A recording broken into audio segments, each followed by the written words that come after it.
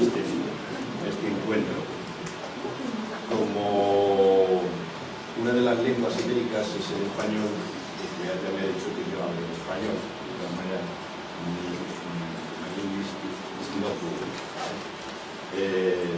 voy a hacer una reflexión, voy a intentar aprender del padre Manuel Antuña y voy a intentar ser pedagógico en lo que trato de explicar. Naturalmente, mi discurso va a ser con cierto grado de abstracción, por lo tanto, no va a ser casi ni teórico, va a ser más teorético que teórico. Y voy a empezar haciendo una breve o brevísima consideración acerca de una creación humana de extremada importancia y signo de civilización que es precisamente el Estado. Porque una cosa es el Estado, otra cosa es la nación y otra cosa son los nacionalismos. El Estado es la creación que encuentra el hombre para dar el salto a la civilización, que es el espacio donde la humanidad se salva.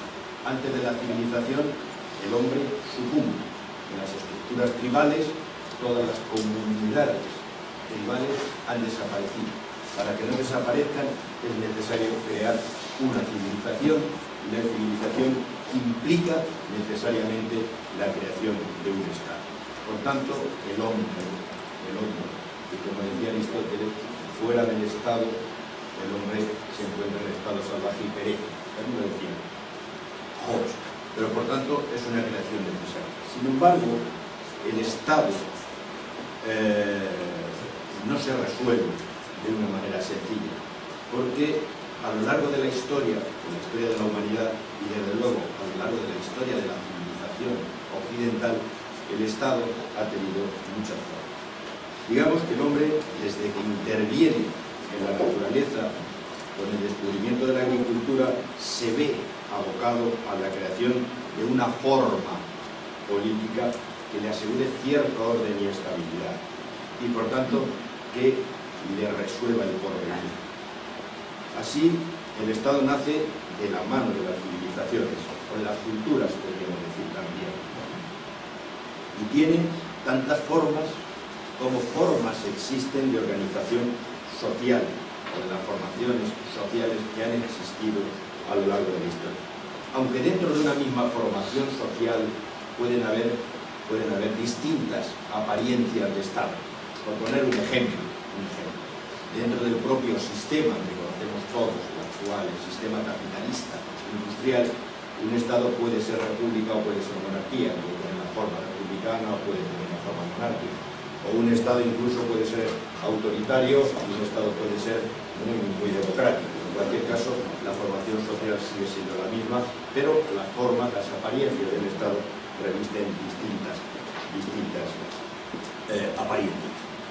En este sentido, quiero llamar la atención en el que esto de las apariencias del Estado y de las formas a las que se ve abocado a transformarse, ya fue objeto de atención de los clásicos griegos.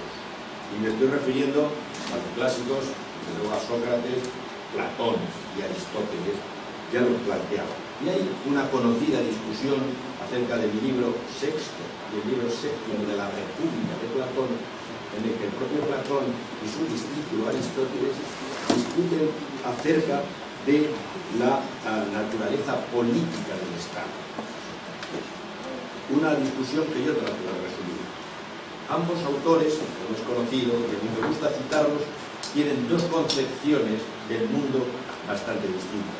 Lo platónico y lo aristotélico es enfrentar lo trascendente con lo inmanente. Y por tanto, son dos aproximaciones, podríamos decir, distintas. Sin embargo, y a pesar de que ambos filósofos comprenden el mundo que les rodea de manera distinta, ambos llegan a acordar que todos los sistemas políticos o que todas las formas políticas tienen dentro de sí un vicio congénito que les hace que todas degeneren. Ninguna formación política permanece estable en el tiempo. Todas acaban degenerando. esta degeneración en cualquier sistema político hace que produzca levantamientos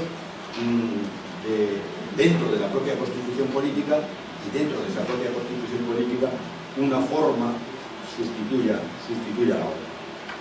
Por tanto, a la conclusión que llegan a formular es que toda forma de gobierno acaba por degenerar. Y yo añadiría algo más. Es que, precisamente, frente a esta constitución genética en la que toda la forma degenera, los sistemas políticos que crean el hombre nacen con vocación de perpetuarse. Y eso es imposible. Aunque el hombre se empeñe en que no degenere, eso es imposible, porque en la vida social, los historiadores cuando lo estudiamos, todo, absolutamente todo, es cambiante. Es cambiante porque el hombre está en permanente cambio, cambia él, cambia la naturaleza de todo lo que él cree. Por tanto, esto es lo que creo que sirve también como enmarque para explicar lo que ocurre también en la Primera Guerra Mundial, que desde un punto de vista político, esto, la degeneración política, también estaba en juego, aunque naturalmente para una crisis de esa naturaleza tenían que intervenir otros múltiples factores, como veremos. Digo, por tanto, que en la historia es el intento del entendimiento de la realidad. El tiempo nos va cambiando toda la realidad. Es decir, la realidad no es nada estático, sino que la realidad nos cambia porque el hombre cambia y el agregado humano está permanentemente cambiando, porque hay unos que mueren, otros que nacen, unos que se hacen viejos, otros que son jóvenes. Por tanto, eso hace que los propios sistemas sociales cambien y por tanto los propios sistemas políticos también cambian. Y volviendo a nuestros clásicos griegos, de lo que antes hablaba, a Platón y a Aristóteles, ambos reflexionaron también sobre estos cambios. Estos cambios que tenían su manifestación en el plano de lo político. Y llegan a lo que puede decirse que establecen como una doctrina canónica. Digo a Platón y Aristóteles, dos personas que entendían el mundo de manera diametralmente opuesta. La trascendencia frente a la inmanencia, vamos a decir así. Sin embargo, en lo político son convergentes, entienden que es lo mismo. Y los dos llegan a decir, la institución más antigua y pura es la monarquía. La monarquía. Entendiendo también por monarquía, en la traducción, el gobierno de uno, no de muchos de la monarquía. Claro que por el vicio congénito que tiene una forma política, toda monarquía acaba por degenerar y se convierte en el dominio de un poder absoluto. Esto, naturalmente, cuando degenera y se convierte en ese absolutismo, lo que provoca es la sublevación de los hombres o del grupo más poderoso del pueblo, es decir, de lo que ellos califican, ustedes pónganle el nombre que quieran, aristócratas. No quiere decir aristocracia de nobleza europea como la que conocemos, pero el grupo aristocrático, es decir, los que están cercanos a él. Y esta aristocracia acaba finalmente por oponerse a ese poder absoluto y derrota la monarquía y establecen una constitución, llamémosle aristocrática. Pero la aristocracia también como sistema político y por su propio vicio congénito también acaba por degenerar. Degenera también y acaba constituyéndose en una oligarquía, en el oligarca, el grupo de poder de los hombres entonces poderosos. La oligarquía, no les voy a entretener mucho, acaba con la sublevación del pueblo, que arroja a los oligarcas e instauran la democracia. Pero la democracia también tiene su propio vicio congénito, que hemos hablado muchas veces, que somos optimistas y queremos ver a veces cosas que la historia a veces nos lo niega, aunque en esto estoy hablando en un plano más teórico, ¿no? Pero la democracia también se convierte y acaba muchas veces por convertirse en puro desorden, como decían ellos, incluso en anarquía. Que cuando se llega a esta situación es movida por los demagogos y acaba en la presión brutal de la masa, de lo que entonces se llamaba, en los griegos, el populacho. La palabra griega era la oclocracia. Oclocracia que ellos no vinculaban no con el poder, sino con el populacho. El que no sabe nada, el populacho.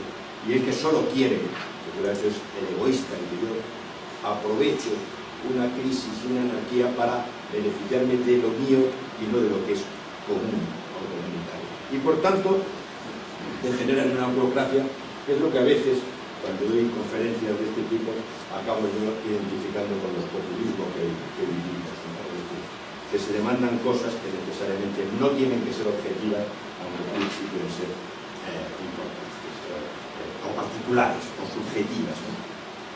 La anarquía llega a ser tal en un momento que los demagogos, esos demagogos, y sobre todo el más acertado y el más poderoso, se alza con el poder y acaba por instaurar la tiranía.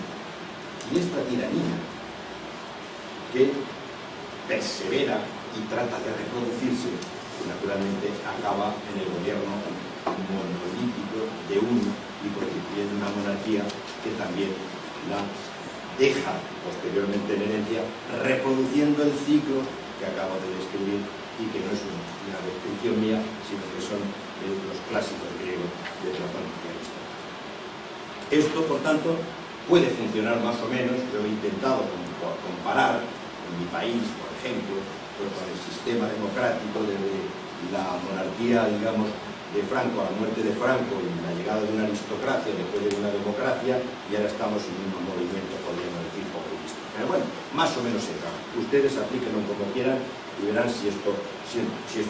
Y en la historia también trato de ver, y por ejemplo, pues la monarquía etrusca, en el caso de Roma, la monarquía etrusca degeneró y acabó en la República Romana, esta en el Imperio, y tras 5 siglos devino en la ruina definitiva que alumbró el mundo feudal.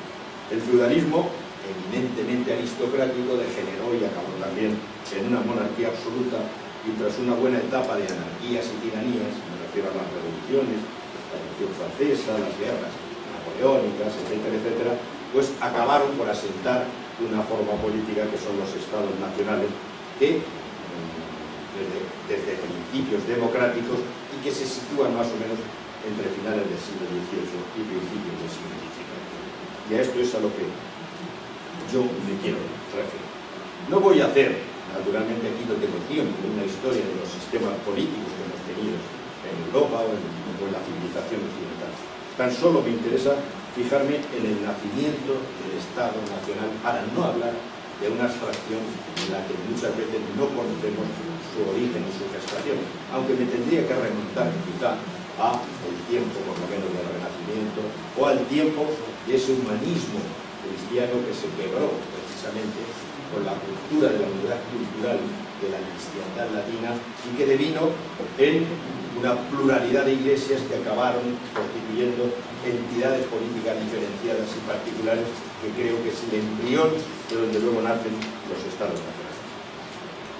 Como es conocido, la idea política del Estado-Nación surgió de las llamadas revoluciones liberales, o de las revoluciones liberales.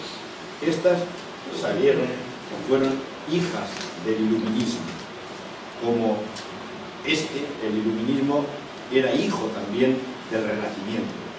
Se llamaron pues revoluciones liberales por muchos motivos, entre otros porque confrontaron y primaron la libertad frente a la autoridad. Y subrayo la palabra libertad frente a la autoridad, porque la palabra libertad tiene gran predicamento social, ¿no? Sin embargo, la libertad es la cara de la moneda que se contrapone a la otra cara, que es la autoridad. No hay sistema político y el Estado lo que encarna precisamente es la autoridad. Y por tanto, un Estado equilibrado tiene que conjugar la libertad con la autoridad, pero la autoridad tiene que existir. Parece que siempre hablamos de libertad y no de autoridad, y por tanto siempre huimos en esto. Pues digo bien que entonces estos estados nacen precisamente por la confrontación que primaron o hicieron prevalecer el principio de libertad frente a la autoridad. También porque la autoridad entonces es dominante y muy desequilibradamente dominante, estaba del lado de lo que eran las monarquías absolutas. Un sistema vertical, un sistema patriarcal, un sistema donde la soberanía la detentaba una persona que era el soberano, por eso era el soberano o el rey. Y sin embargo, que no la soberanía, el poder se hallaba distribuido y diluido entre una pluralidad de cuerpos políticos que se encontraban en la sociedad. Los estamentos, podemos decir, o los estamentos, las corporaciones, es decir, el poder no era monolítico como lo conocemos en los estados nacionales, sino que era un poder atomizado. Sin embargo, la soberanía sí era unitaria, como aquí muy bien ha dicho el profesor, que desde la época de Godino, que lo conceptualizó muy bien, la soberanía era la suma potestas, aunque no era el poder de práctica, no era la potestad, era la autónoma, era el comprendía la autonomía. Por tanto, lo que el Estado nacional hizo fue transformar ese sistema vertical y patriarcal y lo convirtió en horizontal. El horizontal, y el Estado, por tanto nacional, se hizo liberal, donde la soberanía, y esto es clave para entender el Estado-nación, lo digo porque en mi país estamos discutiendo si el Estado es nacional, si hay nación de naciones, etcétera, etcétera. El Estado, por tanto, digo que en el Estado nacional la soberanía pasa a la nación. Ya no es del monarca ni de quien lo detenta, sino de la nación.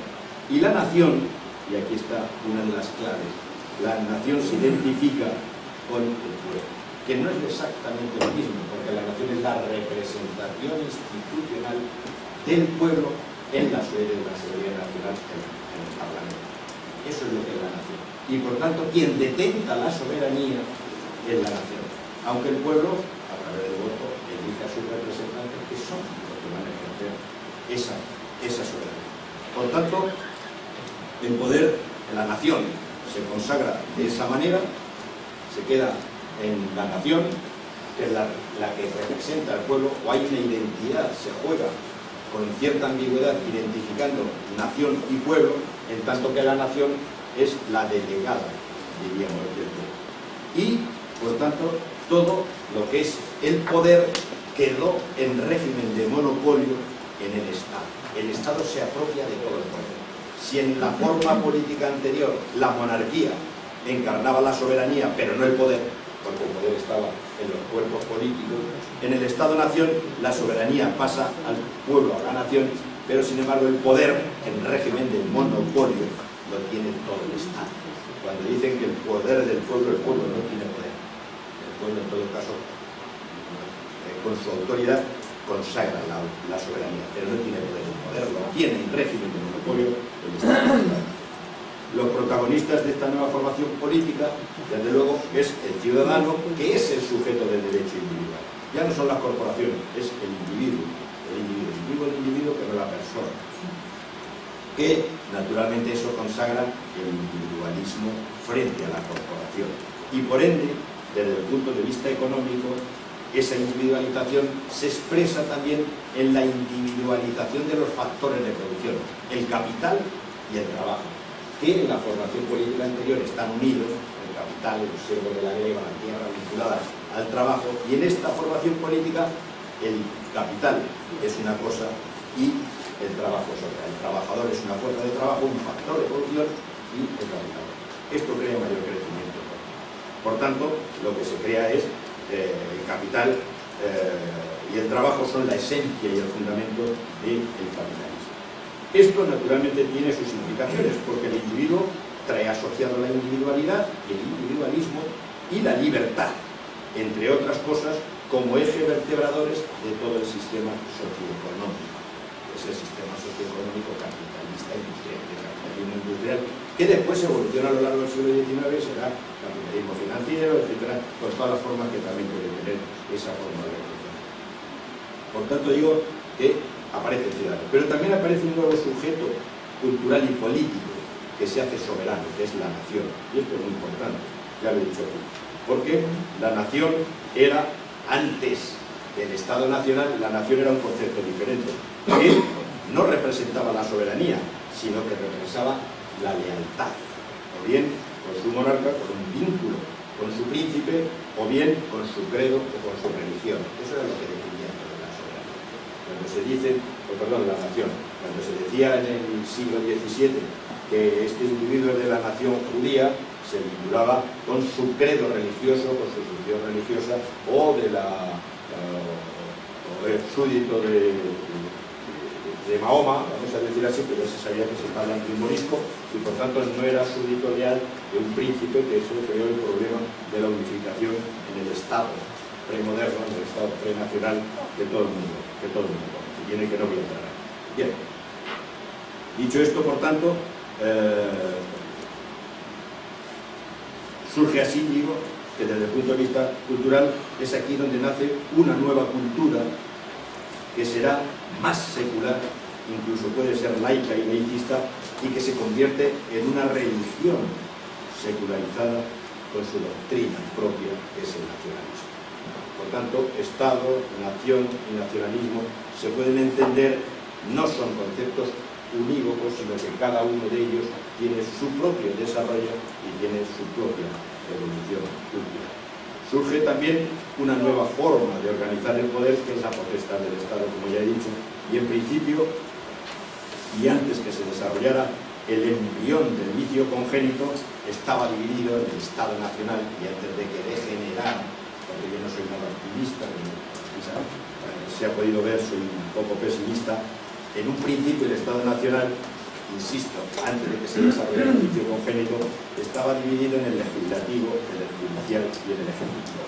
Y en el ámbito económico sobre el que actuaba ese Estado era un ámbito, un espacio económico, que es lo que entendemos por mercado nacional. Heredero directo de las doctrinas económicas anteriores del mercantilismo, donde concurren en ese mercado nacional, en régimen de libertad, como he explicado antes, los factores de producción, el capital y el trabajo.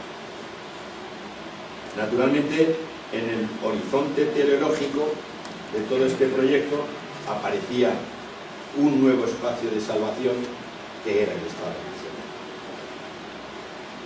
Voy a señalar también ahora otra cuestión, y me voy acercando a la Primera Guerra Mundial. Las historias nacionales que llegan hasta nuestros días, todas las historias nacionales son historias inventadas. Tienen más o menos que ver con la realidad, pero son invenciones. Por lo menos los historiadores lo consideramos así, o muchos de los historiadores, los que creen que no son historiadores orgánicos, lo consideran que son historias inventadas. El impacto de esta forma política, la del Estado, que les he dicho, del Estado-Nación, esta forma política, social, cultural, ha sido tan fuerte que todavía se están construyendo naciones. Hoy estamos asistiendo, en el caso de España, al intento de nacimiento de nuevas naciones. Por supuesto, en donde se proyecto inventado, porque desde la nación aparece el Estado. El siglo XIX fue un siglo pionero de construcciones nacionales, fundamentalmente en Europa y en América, con formas y fórmulas muy variadas, como se ha dicho, federaciones, estados centralizados, y algunos que tratan de encajar fórmulas salomónicas, en el caso de España, con el estado de las autonomías, que bueno, pues que está dando sus problemas. ¿En qué consistió este proceso? Y es que, a consecuencia de las anteriores, del fracaso, mejor dicho, de las anteriores organizaciones políticas, que eran multiétnicas y multiculturales, y con una derivación más del pensamiento de la ilustración, del iluminista, en Europa se pensó, los filósofos del siglo XVIII, el optimismo antropológico de la ilustración pensó que la organización política más natural sería aquella que tuviera una correspondencia con pueblos con un origen étnico. Y subrayo eso, me parece importante. Naturalmente se huía de las agrupaciones políticas multiétnicas precedentes. La monarquía hispánica ya se sabe cómo era, un agregado de pueblos, pero también la francesa, sin irnos más lejos, ¿no? Porque bretones, bueno, un montón de bretones. Y lo mismo en Inglaterra, podríamos decir. Bueno, pero se confiaba en esto. un origen étnico. Se huía de toda formación multiétnica y multicultural propia de los estados modernos. Por tanto, de ese origen étnico común se derivó la idea de que un pueblo constituía una nación, abstracción teórica, y desde esa base se debía levantar el Estado, que era la forma política que le daba coherencia política a eso que consideraban como natural el origen étnico común de un pueblo y una nación. Esta sería la fórmula del optimismo antropológico y humanista, que daría, ellos pensaban que daría estabilidad y armonía definitiva a los sistemas políticos. Y en este marco serviría para dar cobertura jurídica y coactiva a un sistema social y económico que era el capitalismo industrial, que desarrollaría su actividad productiva dentro del marco también que hemos dicho ya de los mercados nacionales. Se encontraba pues una lógica que atravesaba todos los ámbitos de la organización humana. El sistema socioeconómico que se desarrollaba en un ámbito natural, el territorio de una comunidad étnica que se hacía política a través de un Estado propio. Regulaba las relaciones entre los hombres de aquella comunidad para la producción y la distribución de la riqueza. Se abría así el camino para la felicidad prometida del iluminismo. Al menos el sentido de trascendencia anterior se quitaba del más allá para traerlo al más allá. De nuevo, el optimismo antropológico iluminista, que a altura del tiempo que nos encontramos, desde mi punto de vista, se haya totalmente quebrado. Hoy estamos en la era de la nostalgia, no de la búsqueda de la felicidad. Faltaba crear el marco para el desarrollo de las estructuras culturales, y ahora ya se tenía la estructura conceptual y abstracta que era la nación.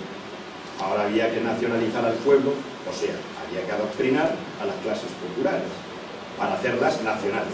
Y todo, en el siglo XIX se volvía nacional.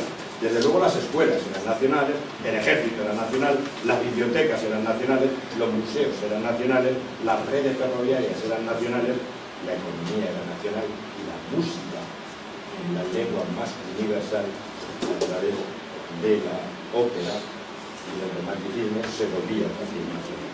Hasta las historias se convertían en nacionales. Todo había sido transformado. No es de extrañar que la realidad exterior de estos estados, de estos nacientes estados, se hiciera mucho más compleja que esta ilusión de optimismo antropológico y iluminista. Desde luego había países que iban a la cabeza, el caso de Inglaterra, de Estados Unidos, pero otros muchos países iban detrás a la zaga. No había un desarrollo armónico ni sincrónico, era diacrónico. Inglaterra iba a la cabeza y pugnaba por el liberalismo. El resto de los países pugnaban por el proteccionismo. Era la manera de desarrollar sus mercados nacionales. Si unos eran liberales era porque tenían el predominio. Los que eran proteccionistas estaban en contra del libre cambio y eso generaba conflicto, generaba competencia, generaba naturalmente lo que era conflicto.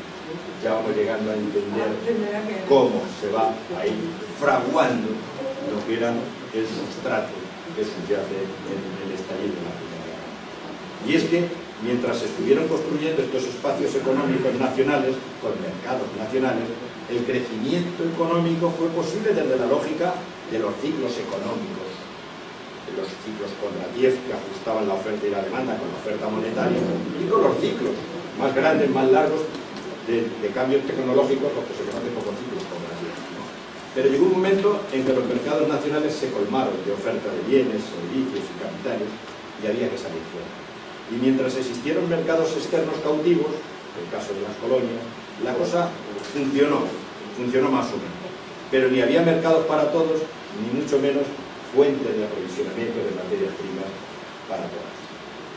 Por otra parte, una fuerte desafección social generóse dentro de estas formaciones sociales, dentro de estas formaciones políticas, que era la que aparecía naturalmente con los sindicatos y el movimiento obrero, que rechazaba crecientemente el sistema socioeconómico que naturalmente se iban imponiendo desde una nueva ideología, las ideologías redentoristas o digamos marxistas también, que proponían un modelo alternativo al anterior.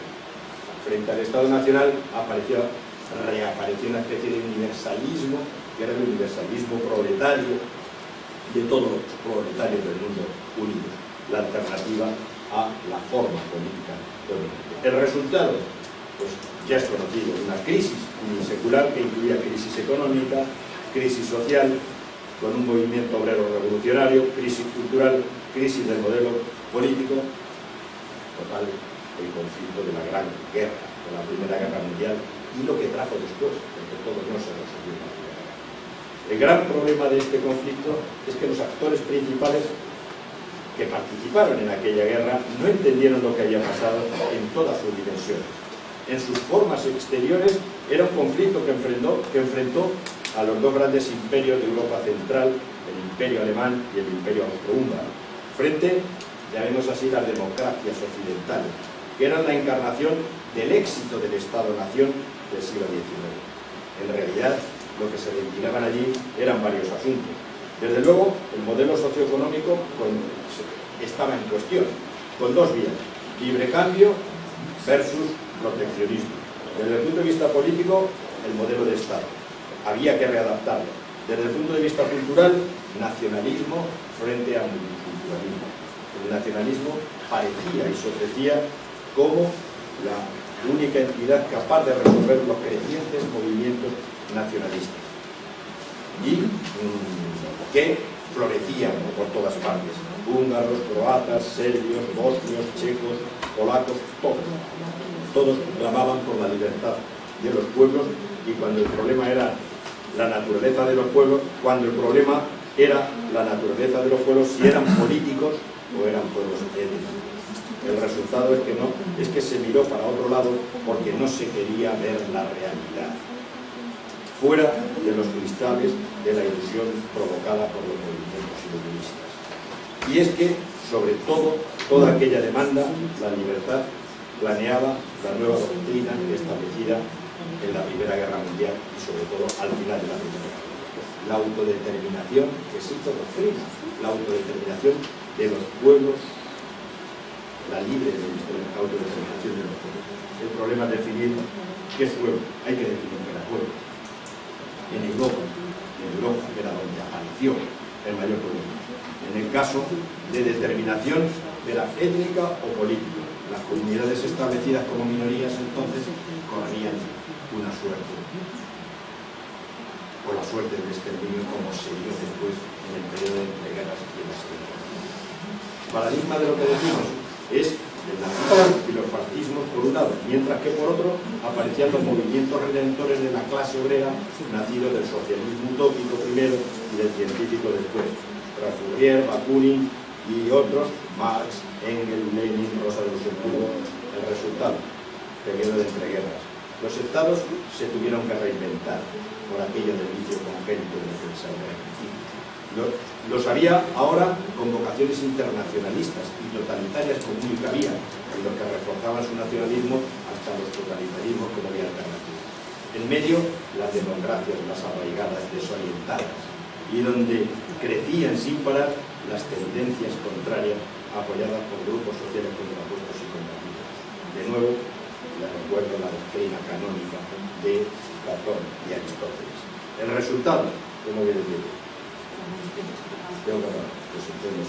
El resultado es de sobra conocido: la autoafirmación de los nacionalismos, como fue la salida de la Primera Guerra Mundial, con la nueva doctrina de la autodeterminación, que ahora parece que es sacrosanta, parece que es un derecho, pero está establecida por los que ganaron frente al Imperio Alemán y el Imperio Austrohúngaro, efectivamente, la autodeterminación de los pueblos, que reafirmó los nacionalismos étnicos y condujo a la Segunda Guerra Mundial.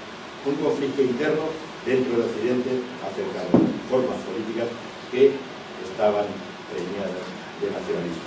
Y lo dejo ahí. Sí. Quiero terminar.